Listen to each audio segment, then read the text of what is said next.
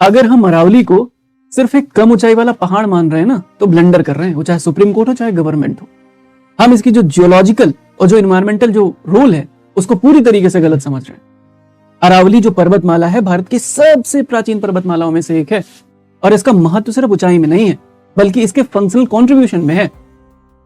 सबसे पहले अगर पहले पॉइंट की बात करें तो क्लाइमेट के दृष्टिकोण से अरावली जो थार डेजर्ट है उसको पूर्वी विस्तार को रोकती है। थार डेजर्ट कहीं कैसे करके दिल्ली हरियाणा और पश्चिमी उत्तर प्रदेश में ना पहुंच जाए। अगर अरावली ना होता तो पूरा ये एरिया दिल्ली हरियाणा वाला और पश्चिमी यूपी वाला एरिया पूरा डेजर्ट होता।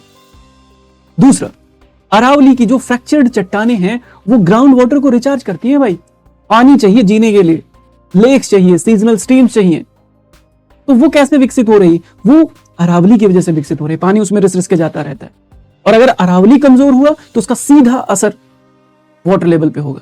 तीसरा, एयर पोल्यूशन। दिल्ली एनसीआर का जो पूरा एरिया है किससे परेशान है? एयर पोल्यूशन से। ये एक तरीके से नेचुरल ग्रीन बफर के तरीके से काम करती है दिल्ली एनसीआर के लिए अरावली। ये डेजर्ट डस्ट, हॉट विंड्स और पर्टिकुलेट मैटर को, उसकी जो प्रवाह है, जो स्ट्रीम है, उसको स्लो करती है और अर्बन हीट आइलैंड के इफेक्ट को भी कम करती है।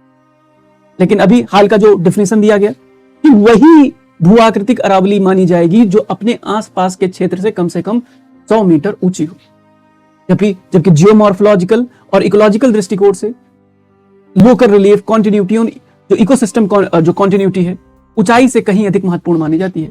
यही कारण है कि 100 मीटर से कम ऊंचाई वाली कई अरावली पहाड़ियां कानूनी दृष्टिकोण से बाहर हो गई, क्योंकि सुप्रीम कोर्ट ने डिसीजन दे दिया कि भाई 100 मीटर से ऊपर जो नहीं होंगी वो पहाड़ी नहीं होंगी।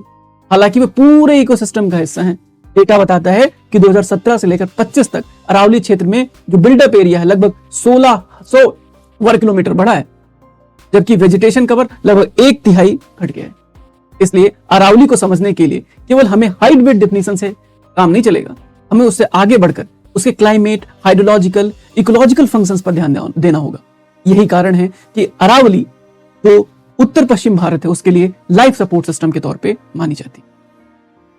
आपको क्या लगता है नीचे कमेंट सेक्शन में जरूर बताइए।